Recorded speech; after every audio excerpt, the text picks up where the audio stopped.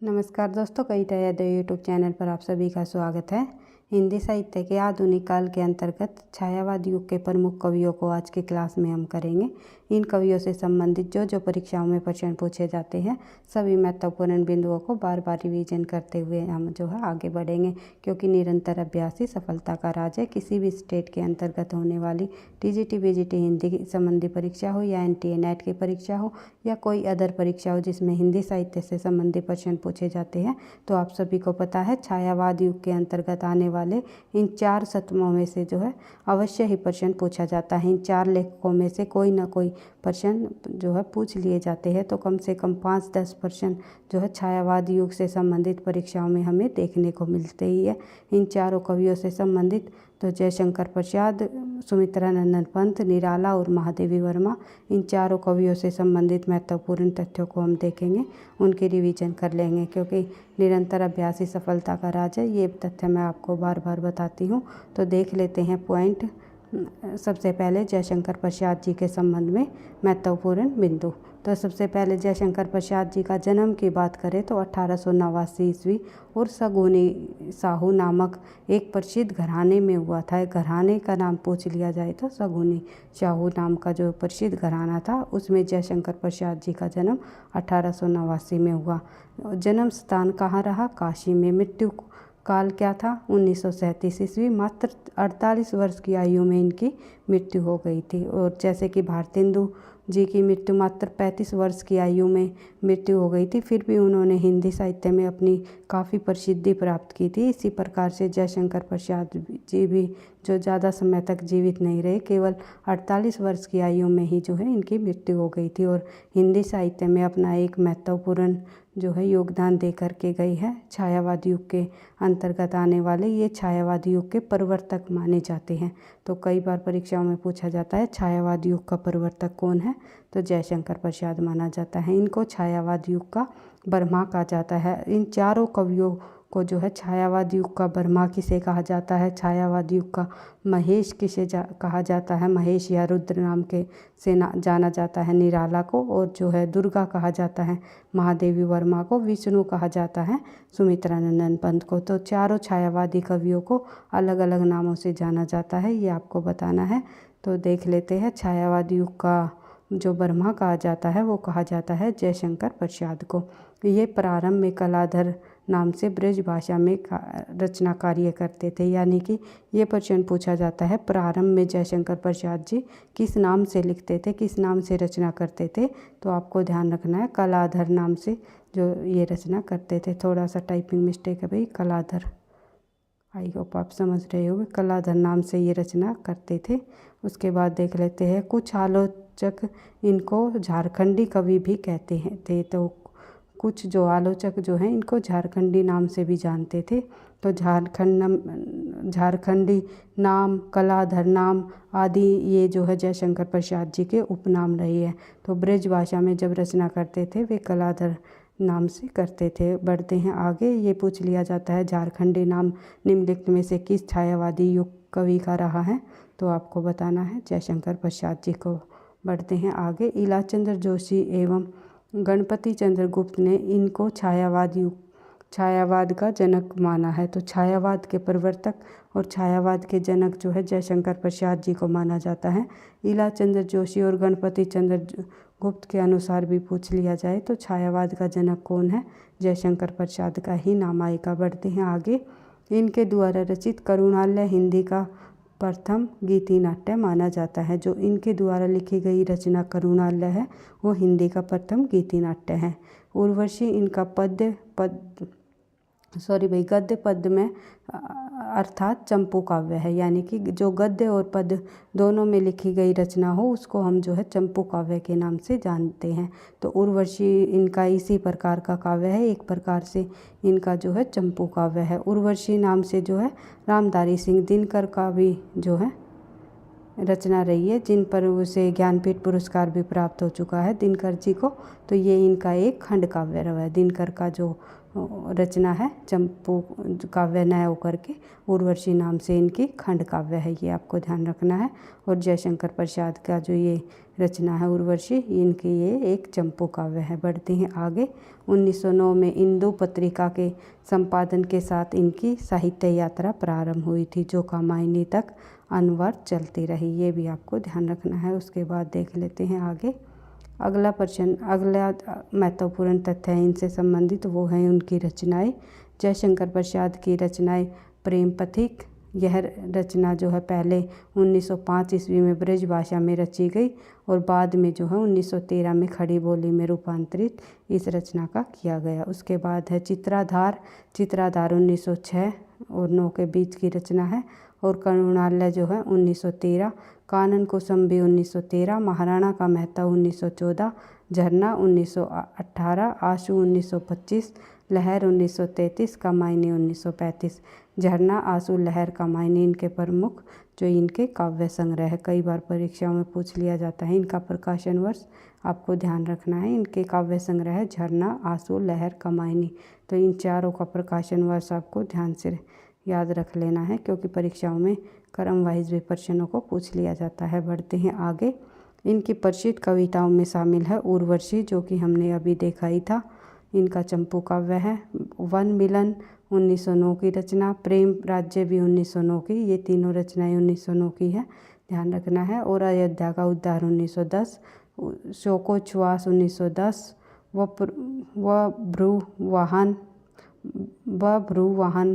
वह है ये शायद वह ब्रुवाहन जो है 1911 की रचना है। कल्पना सुख जो है 1909 की, विदाई भी 1909 की, नीरव प्रेम आएगा भाई, नीरव प्रेम जो है 1909 की रचना है इनकी। और विसर्जन भी 1909 की रचना है। बढ़ते हैं आगे। जयशंकर प्रसाद की प्रमुख रचनाओं के संबंध में विशेष तथ्य जब हम देखते हैं तो चित्राधार के संबंध में हम देखते हैं तो 1906 से 1909 के मध्य लिखी गई ये रचना, इसमें प्रसाद जी के प्रारंभिक जीवन की विविध पत्र पत्रिकाओं में छपित कविताओं को संकलित किया गया है। उसके बाद देख लेते हैं आगे। इसके 2 संस्करण प्राप्त है। प्रथम संस्करण में इसकी ब्रज भाषा व खड़ी बोली दोनों में रचित कविताओं का संकलन है तथा द्वितीय संस्करण में केवल ब्रज भाषा में रचित कविताओं का संकलन है। तो ध्यान रखना है, ये पूछा जा सकता है। चित्राधार जो रचना है इसके कितने संकलन किए गए हैं, संस्करण किए गए हैं भाई, कितने संस्करण किए गए हैं? तो 2 संस्करणों में ये इस रचना को संकलित किया गया है। बढ़ते हैं आगे। विषय वस्तु की दृष्टि से इसमें 4 प्रवृत्तियाँ पाई जाती हैं। चित्राधार के अंतर्गत जब हम उसकी विषय वस्तु की दृष्टि से उसकी विशेषताएं देखें, प्रवृत्तियाँ देखें, तो पौराणिक व ऐतिहासिक विषयों का इतिवृत्तात्मक शैली में वर्णन इसमें पाया जाता है। प्रकृति का स्वतंत्र रूप में चित्रण किया गया है। प्रेमानुभूतियों की व्यंजना की गई है। भक्ति भावना की अभिव्यंजना भी की गई है। बढ़ते हैं आगे। इस कविता का संकलन जो है इस कविता संकलन में प्रसाद जी द्वारा रचित निम्न प्रसिद्ध रचनाओं का संकलन किया गया है, जैसे कि अयोध्या का उद्धार, वन मिलन, प्रेम राज्य, कल्पना सुख, विदाई, नीरव प्रेम और विसर्जन। ये सभी रचनाएं जो है चित्राधार में संकलित है। ये पूछ ली जाती है निम्नलिखित में से चित्राधार में कौन सी रचना संकलित नहीं है या है, इस प्रकार से प्रश्न पूछे जाते हैं, तो ध्यान रखना आपको। बढ़ते हैं आगे। इसमें 1906 से लेकर 1909 के मध्य के रचित रचनाओं का भी संकलन किया है। उसके बाद प्रेम पथिक रचना के संबंध में भी देख लेते हैं कुछ बिंदु जो कि परीक्षा में पूछे जाते हैं। यह काव्य पहले ब्रज भाषा 1905 में लिखा गया, किंतु आगे चलकर 1913 में इसे खड़ी बोली में परिवर्तित कर दिया गया। यह एक छोटा सा प्रबंध काव्य है जो कि परिणय भावनाओं से ओतप्रोत है। इसकी विषय वस्तु श्रीधर पाठक द्वारा अनुदित एकांतवासी योगी से मिलती जुलती है। ये पूछा जा सकता है निम्नलिखित में से जयशंकर प्रसाद जी की कौन सी ऐसी रचना है जिसकी विषय वस्तु श्रीधर पाठक की अनुदित रचना एकांतवासी योगी से मिलती जुलती है, तो वो है इनकी प्रेम पथिक। बढ़ते हैं आगे। दोनों में ही जो है श्रीधर पाठक की जो रचना है एकांतवासी योगी और प्रेम पथिक जो कि जयशंकर प्रसाद जी की है। दोनों रचनाओं में ही प्रेमी प्रेमिका में एक आश्रयदाता है और दूसरा जो है पथिक है। दोनों में ही पथिक अपने निराश प्रेम की कहानी सुनाता है और अंत में श्रोता कोई और नहीं बल्कि वही व्यक्ति सिद्ध होता है जिसके लिए पथिक दुखी है। तो आपको ध्यान रखना है, ये इसकी कथा वस्तु है थोड़ी सी। उसके बाद देख लेते हैं महाराणा का महत्व। महाराणा का महत्व जो रचना है जयशंकर प्रसाद जी की, उसमें यह एक लघु ऐतिहासिक खंड काव्य है। इसमें महाराणा प्रताप की उदारता का चित्रण किया गया है। इस प्रबंध काव्य की शैली में ओज गुण की प्रधानता हमें देखने को मिलती है। एक बार महाराणा प्रताप की सेना के लोग एक मुस्लिम रमणी को बंदी बना लेते हैं।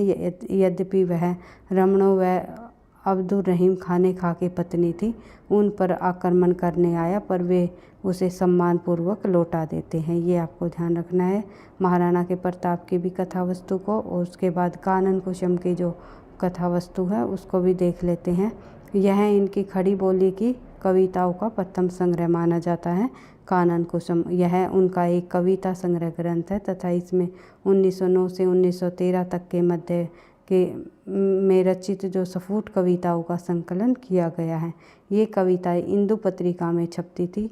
इसकी जो अधिकांश कविताओं का विषय जो है प्रेम तत्व माना जाता है। कहीं कवि अपने आराध्य की प्रार्थना में लीन है तो कहीं वह उसके करुणा कुंज के वैभव का वर्णन कर रहा है। इस संग्रह में प्रसाद जी की निम्न कविताएं संकलित है जो कि ग्रीष्म का मध्यवाहन और नव वसंत, रजनीगंध सरोज, चित्रकूट, श्री कृष्ण जयंती, कुरुक्षेत्र, वीर बालक, ये सभी रचनाएं इनकी जो है कानन कुसुम में संकलित है। कानन कुसुम में ये इन कविताओं को संकलित किया गया है। झरना जो है अधिकांश इतिहासकार इसी रचना को प्रथम छायावादी रचना भी मानते हैं।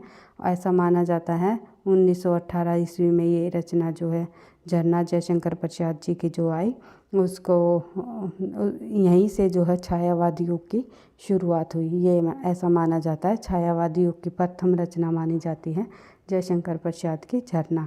यह प्रसाद जी की एक गीत संग्रह की रचना है। इसके गीतों में प्रसाद जी की भावनाएं विभिन्न रूपों में बिखरी हुई होती है तथा एक और इसमें प्रकृति की मंजूत मनोहर मूर्ति का चित्रण सजीव रूप से हुआ तो दूसरी ओर वह अपनी प्रणय की कोमलतम अभिव्यक्ति से भी परिपूर्ण है।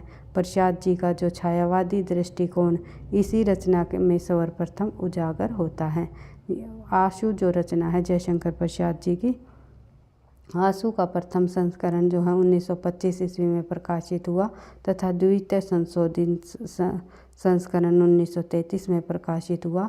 द्वितीय संस्करण में प्रथम से जो है 64 छंद अधिक माने जाते हैं और यह प्रसाद जी की एक स्मृति काव्य है। आंसू जो है इनका एक स्मृति काव्य है। ये कई बार पूछ लिया जाता है।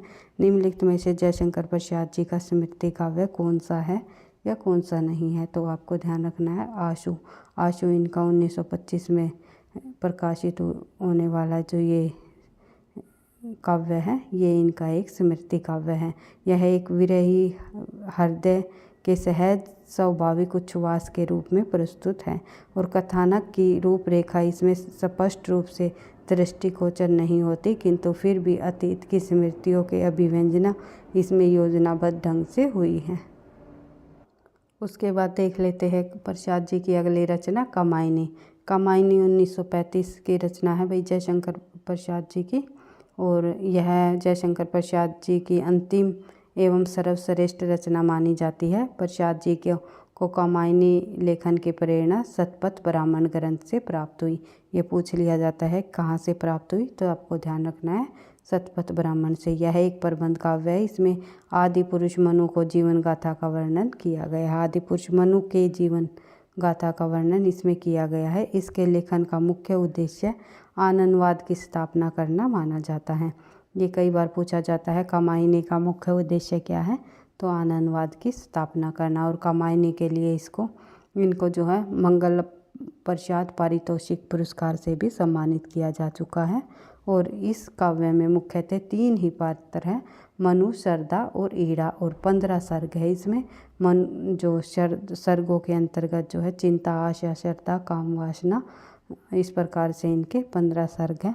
उनको मैंने आप लोगों को बार बार रिवाइज करा रखा है, तो आपको ध्यान रखना है कि कामायनी के जो है पहला सर्ग का नाम क्या है, दूसरे सर्ग का नाम क्या है, पहले, दूसरे, तीसरे सर्ग का क्या नाम है।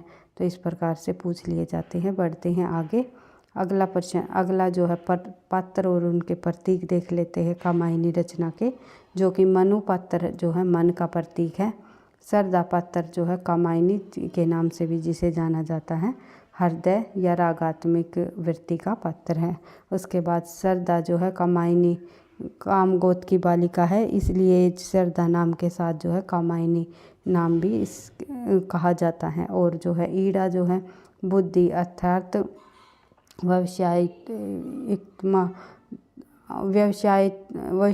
व्यवसायत्मिकता का यानी कि बुद्धि का प्रतीक माना जाता है। अन्य पात्र आते हैं आकुली और किरात, जो कि आसुरी शक्तियों के प्रतीक है। मानव जो है कुमार पात्र जो है मानव का प्रतीक है। तो इस प्रकार से आपको ध्यान रखना है। और इसमें कुल 15 सर्ग है कामायनी के अंतर्गत। चिंता, आशा, श्रद्धा, काम, वासना, लज्जा, कर्म, ईर्ष्या, ईड़ा, शौपन, संघर्ष, निर्वेद और दर्शन, उसके बाद रहस्य और आनंद। इन सभी सर्गों को आपको बार बार रिवाइज कर लेना है। जैसे कि चिंता, आशा, श्रद्धा, काम, वासना, लज्जा, कर्म, ईर्ष्या, ईड़ा, शौपन, संघर्ष, निर्वेद, दर्शन, रहस्य और आनंद। इनको आपको बार बार रिवाइज कर लेना है, ताकि परीक्षा में पूछा जाए तो आसानी से आप उनका सही आंसर दे सको। अगर वही वीडियो आपको पसंद आती है, लगता है आपकी परीक्षाओं के लिए ये जो है बिंदु महत्वपूर्ण है, हिंदी साहित्य के ये जिन लेखकों से संबंधित हम कर रहे हैं तो आपकी परीक्षाओं में पूछे जाते हैं, तो प्लीज़ वीडियो को लाइक करते हुए चलो। और साथ ही जो है लास्ट में एक कमेंट भी किया करो, ताकि मुझे भी नेक्स्ट क्लास बनाने का मोटिवेशन मिलता रहे। तो देख लेते हैं आगे। इनके प्रथम चिंता सर्ग का कुछ अंश 1928 ईस्वी में शुदा नामक पत्रिका में प्रकाशित हुआ। अंक जो है अक्टूबर 1928 में, ये आपको ध्यान रखना है। उसके बाद ये पूछ लिया जाता है चिंता सर्ग का जो कुछ अंश जो है किस पत्रिका में प्रकाशित हुआ, तो शुदा पत्रिका में। उसके बाद देख लेते हैं आगे। कामायनी का आनंद सर्ग इस महाकाव्य का अंतिम व महत्तम सर्ग है। यह कवि के दर्शन एवं दृष्टिकोण का घोतक माना जाता है। आचार्य नंद दुलारी वाजपेयी ने कामायनी को मानवता का रसात्मक इतिहास एवं नए युग का काव्य कहकर भी पुकारा है। मानव हृदय की भावनाओं का जैसा सूक्ष्म चित्रण कामायनी में हुआ, वैसा अन्यत्र मिलना दुर्लभ है, ये आपको ध्यान रखना है। रामधारी सिंह दिनकर ने अपने निबंध दोष सहित में कामायनी के बारे में लिखा। तो ये दोष सहित नामक निबंध किस लेखक का है, तो रामधारी सिंह दिनकर का है, ये आपको ध्यान रखना है। इस विलक्षण कथा के संधान मात्र को मैं आदि या उससे अधिक कविता मानता हूँ। तो ये पंक्तियाँ जो है ये किसके द्वारा लिखी गई, रामधारी सिंह दिनकर जी द्वारा कही गई। इसके मतानुसार कामायनी में कर्म का संदेश और वैराग्य मत का खंडन है। वे कामायनी की कारीगरी में विराटता का अद्भुत सौंदर्य देखते हैं। और कुछ आलोचकों ने प्रसाद जी को पुरातन पंथी कहा है, और किंतु उन्होंने साहित्य सर्जन में भारतीय संस्कृति, ऐतिहासिक और पौराणिक कथानकों को आधार भी बनाया है। उसके बाद आगे बढ़ते हैं। सुमित्रा नंदन पंत के संबंध में जो है हम नेक्स्ट क्लास में करेंगे।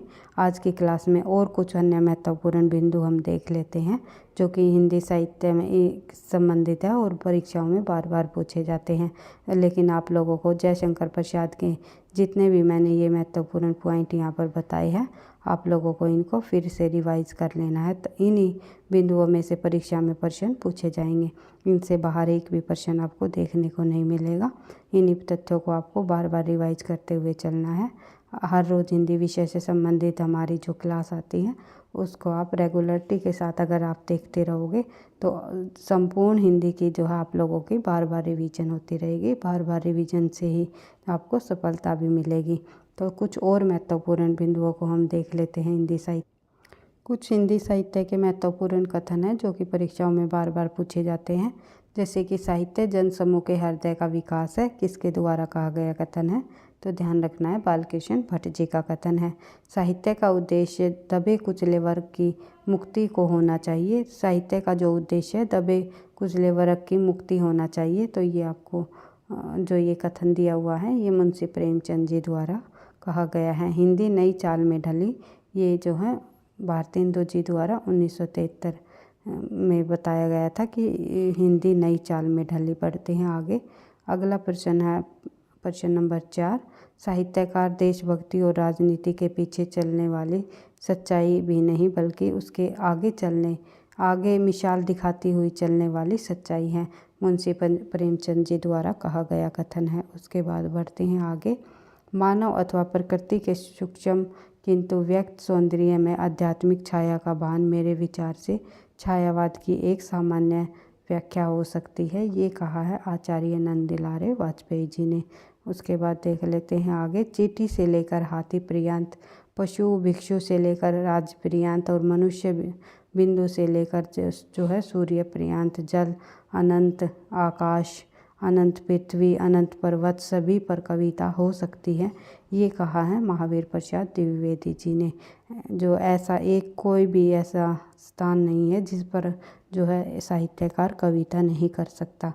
यानी चींटी से लेकर के हाथी पर्यंत, पशु तक जो है, यानी कि छोटी से छोटी चीज़ से लेकर के बड़ी से बड़ी चीज़ तक पर जो है साहित्यकार कविता कर सकता है। बढ़ते हैं आगे। देख लेते हैं। प्रेम मार्ग का ऐसा प्रवीण और धीर प्रतीक तथा जवाबदानी का दावा रखने वाला ब्रज भाषा का दूसरा कवि नहीं हुआ। ये आचार्य रामचंद्र शुक्ल जी ने जो है रीति मुक्त कवि घनानंद के जी के बारे में कहा है। उसके बाद देख लेते हैं आगे। किसी कवि का यश उसकी कविताओं के परिणाम के हिसाब से नहीं होता बल्कि गुण के हिसाब से होता है। ये कहा है आचार्य रामचंद्र शुक्ल जी द्वारा बिहारी जी के संबंध में। यानी कि बिहारी की एकमात्र रचना बिहारी सतसई लिखकर जो है बिहारी जी ने एकमात्र रचना बिहारी सतसई लिख करके हिंदी साहित्य में जो प्रसिद्धि प्राप्त की है, हिंदी साहित्य में गागर में सागर भरा है, उसी पर शुक्ल जी ने ये कथन कहा है कि किसी कवि का यश उसकी रचनाओं के परिमाण यानी कि उनकी संख्याओं के हिसाब से नहीं है बल्कि उनके गुण के हिसाब से होता है। बढ़ते हैं आगे। अगला देख लेते हैं कथन। कबीर के निर्गुण पंथ का आधार भारतीय वेदांत और सूफियों का प्रेम तत्व है। ये भी कहा आचार्य रामचंद्र शुक्ल जी ने।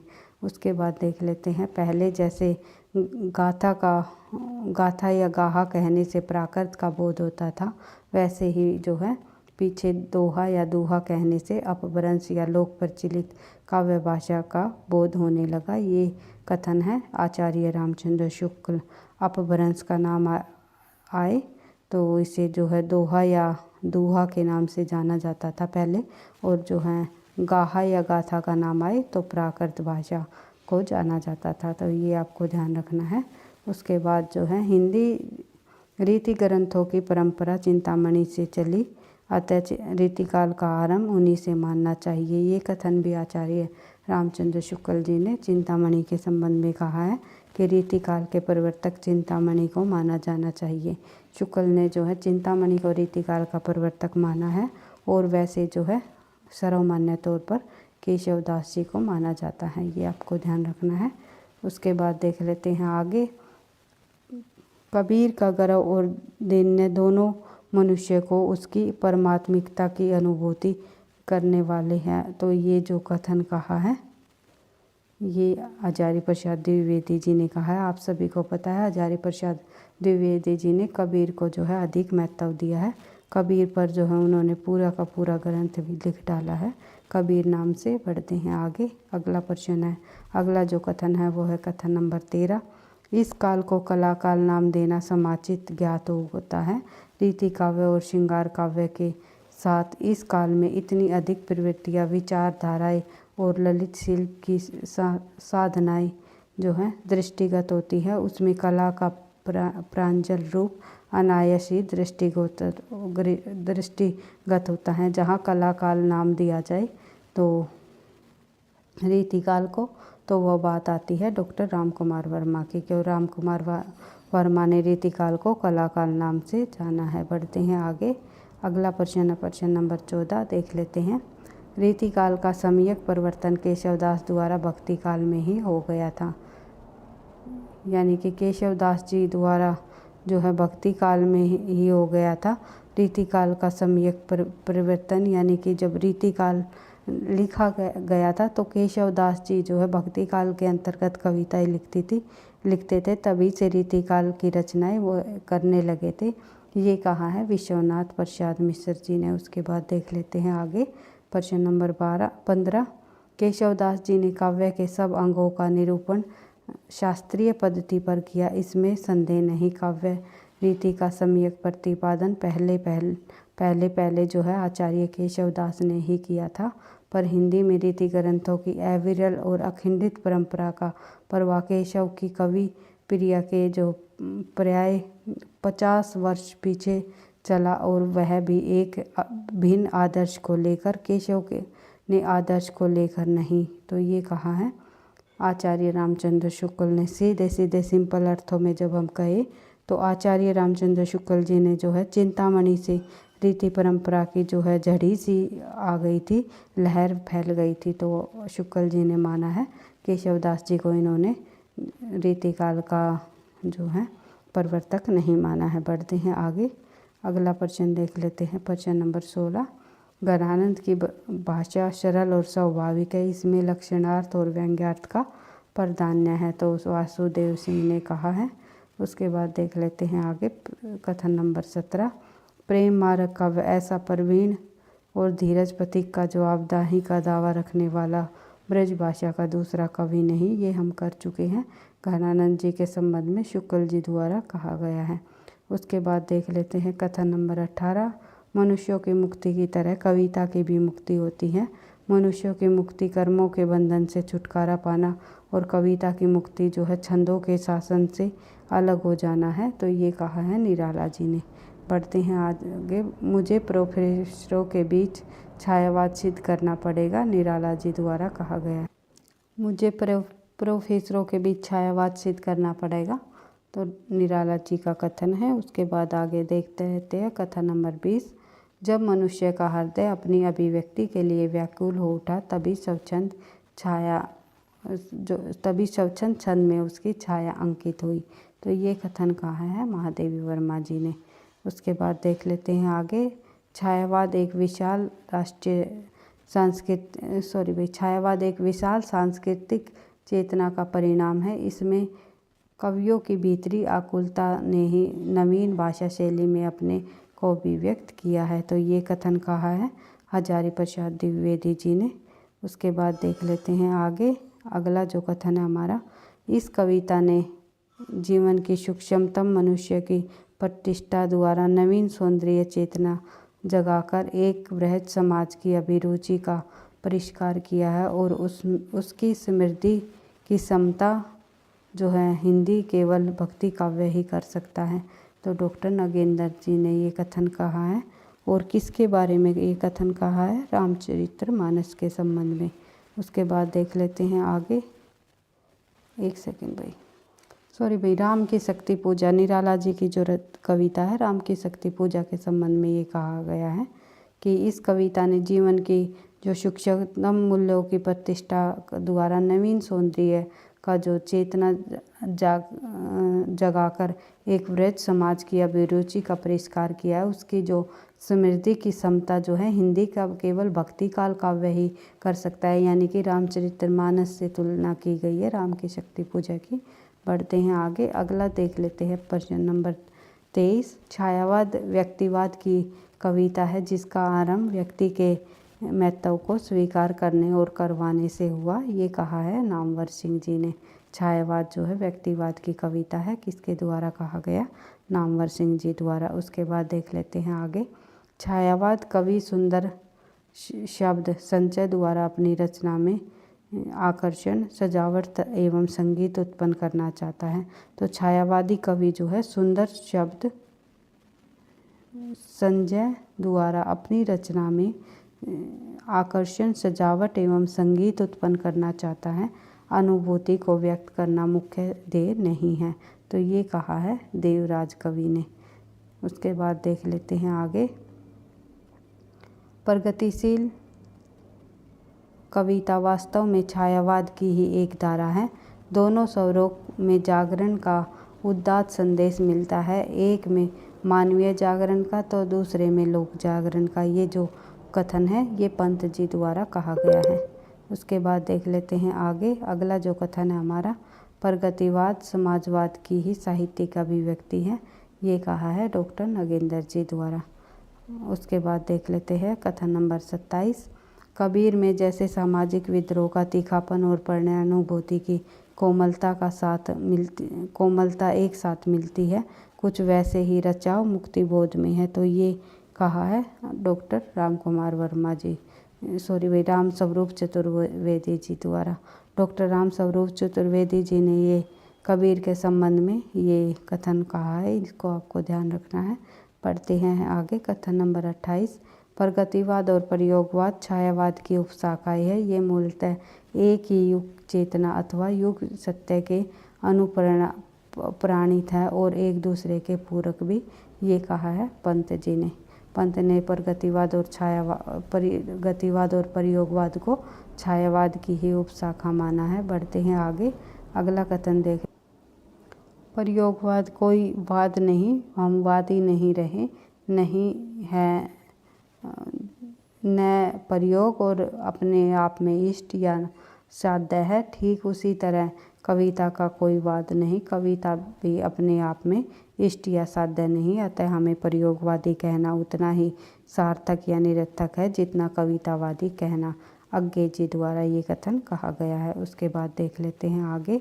बच्चन और दिनकर दोनों प्रतिद्वंदी कवि है। बच्चन की भाषा दिनकर से जोरदार है। दिनकर के भाव जो है बच्चन से अधिक उन्मादक है, सारवान और सामायिक है और दोनों में ही एक दूसरे को ग्रहण कर लेना वही कविता के वर्तमान और अगले युग का नेता होगा। तो ये बच्चन और दिनकर दोनों के संबंध में राम नरेश त्रिपाठी जी ने अपने विचार रखे हैं।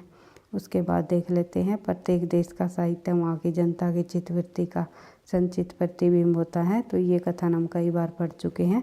रामचंद्र शुक्ल जी द्वारा कहा गया है। उसके बाद देख लेते हैं आगे। भारतेंदु का प्रभाव भाषा और साहित्य दोनों पर गहरा पड़ा था। उन्होंने जिस प्रकार गद्य की भाषा को परिमार्जित करके उसे बहुत ही चलता, मधुर और स्वच्छ रूप दिया, उसी प्रकार जो है हिंदी साहित्य को भी नए मार्ग पर लाकर खड़ा कर दिया। आचार्य रामचंद्र शुक्ल जी ने भारतेंदु जी के संबंध में कहा है। उसके बाद विद्यापति शैव थे। उन्होंने इन पदों की रचना श्रृंगार काव्य की दृष्टि से की, भक्त के रूप में नहीं। विद्यापति को कृष्ण भक्तों की परंपरा में न समझना चाहिए। ये कहा है रामचंद्र शुक्ल ने विद्यापति जी के संबंध में। उसके बाद बढ़ते हैं आगे। मिथक तत्व वस्तुतः भाषा का पूरक है। सारी भाषा ही उसके बल पर खड़ी है। साहित्य में मिथक अत्यंत अनुभवों का विश्लेषण है। हजारी प्रसाद द्विवेदी जी द्वारा कहा गया कथन है। साहित्य के अनंत विस्तार को देखते हुए मिथक की दुनिया बड़ी छोटी है। नए कवि वर्तमान में अतीतों और अतीत की वर्तमानता में विश्वास रखते हैं। ये कहा है डॉक्टर नगेंद्र जी ने। उसके बाद बात करें आगे। आदर्शवाद का विषय जहाँ आकाश है उच्चता है, वहीं आदर्शवाद का विषय पथरीली धरती लघुता है। जयशंकर प्रसाद जी द्वारा कहा गया है। उसके बाद कविता मात्र कवि के व्यक्तित्व की अभिव्यक्ति नहीं बल्कि कविता व्यक्तित्व के पलायन है। तो ये कहा है इलियट जी द्वारा। उसके बाद काव्य में कल्पना की अभिव्यक्ति होती है। ये पी.वी. शैली जी द्वारा कहा गया कथन है। कविता का ज्ञान कवि की व्यक्तिगत साधना की उपलब्धि है। ये कहा है डॉक्टर वर्ड्सवर्थ ने। पाश्चात्य साहित्यकारों ने भी काव्य के संबंध में अपने अपने विचार व्यक्त किए हैं। तो आपको ध्यान रखना है। सदकाव्य मानव मन की बलवती भावनाओं को सहज उछलन है। ये जो मानव मन की भावनाओं का सहज उछलन किसने माना है? सद्काव्य को ये माना है वर्ड्सवर्थ ने, ये आपको ध्यान रखना है। उसके बाद जो अन्य और महत्वपूर्ण बिंदु है जो कि परीक्षाओं में बार बार पूछे जाते हैं, उनको भी हम जो है नेक्स्ट क्लास में करने की कोशिश करेंगे। तो इसी तरह हर रोज़ हिंदी विषय से संबंधित उन सभी महत्वपूर्ण बिंदुओं को हम करते हुए आगे बढ़ रहे हैं जो कि परीक्षाओं में बार बार पूछे जाते हैं। वीडियो पसंद आई तो लाइक करना, दोस्तों के साथ शेयर करना, चैनल पर पहली बार हो तो सब्सक्राइब कर लेना ताकि नोटिफिकेशन आपको समय पर मिलता रहे। इसी प्रकार से हर रोज़ हिंदी विषय से संबंधित आप महत्वपूर्ण बिंदुओं की बार बार रिवीजन करते रहोगे तो आपको परीक्षा में काफ़ी मदद भी मिलेगी। इन्हीं बिंदुओं में से परीक्षाओं में प्रश्न पूछे जाते हैं, तो इनको आपको बार बार जितनी बार भी हो सके उतनी बार रिवाइज करते हुए अपनी तैयारी को धीरे धीरे आगे बढ़ाते रहना है। संपूर्ण हिंदी के रिवीजन के लिए संपूर्ण हिंदी के महत्वपूर्ण बिंदुओं की रिवीजन के लिए आप लोग जो है हमारे इस चैनल के जुड़ करके अपनी तैयारी को धीरे धीरे आगे बढ़ा सकते हो, ताकि आप जब परीक्षा में बैठो तो आपको लगे कि ये प्रश्न भी हमारा कई बार पढ़ा हुआ है, ये बिंदु हमने जो है कई बार रिवाइज कर रखा है।